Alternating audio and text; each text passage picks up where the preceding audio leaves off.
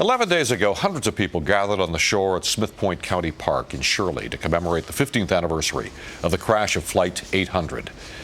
230 lives were lost July 17, 1996. One of them was Heidi Snow's fiance. Her grief could have consumed her, but instead it inspired her to found a support network for people like herself. It is a story she tells in her new book called Surviving Sudden Loss, and Heidi Snow, the founder and executive director of Aircraft Casualty Emotional Support Services, Access, is here to share her story. Heidi, welcome. Oh, thank you. Let's start back on that day your world changed, July 17th, 1996. Tell me about that. So that day, my fiance went off on that flight, and about an hour later, my mother called and said, "I know Michelle left, but please tell me he didn't actually get on the plane." A plane went down going to Paris, and I remember immediately just thinking, all right, maybe he switched planes. Maybe it wasn't TWA, but I always remember the ticket in his hand, and I was sort of just in shock and just hoping that somehow he got on a different flight. And when you found out he didn't, then obviously it was a terrible blow. I know.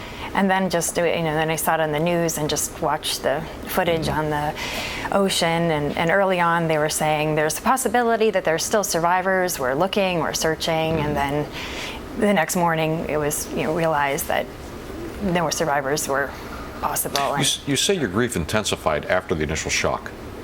Yes. What did that happen? So right after the incident, we all gathered together at the Ramada Inn, and we were all together with all the family members waiting to learn if our loved ones were actually, were recovered.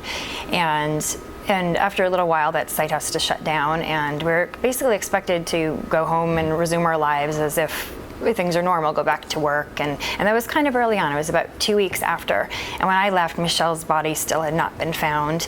And I was in New York City, so I thought, well, of course, this is a big city. There must be a support group for plane crashes. And you learned there wasn't, right? And there wasn't. And I called Guiliani's office. He always said, if you ever need anything, give me a call.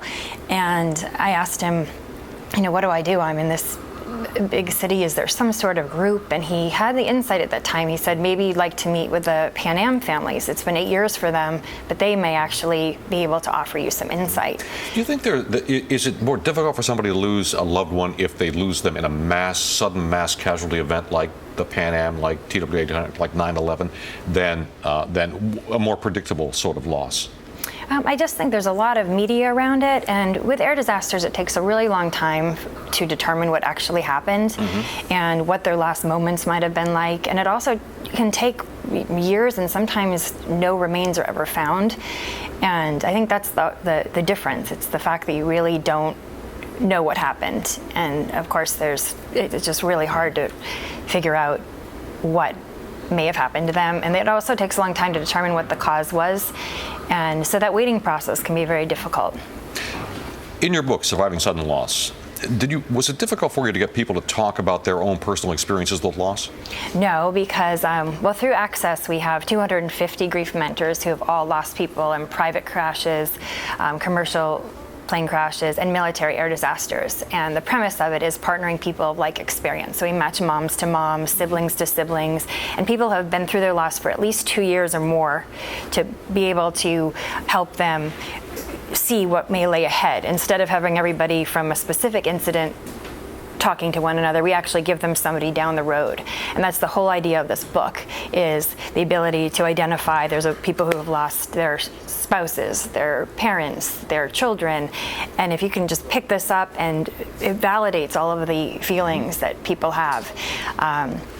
And it basically is the same concept of Access, but in written form, so that it can be more widely distributed, and so people can identify with people of like loss.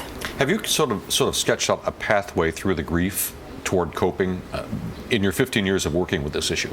Is there some guidance you can share right now with people who are suffering? Yeah, we find the commonalities after conducting all of these interviews very much are just being able to accept that a lot of people want your grief to go away after the funeral, and your people around you may want you to go back to work, find somebody new in your life.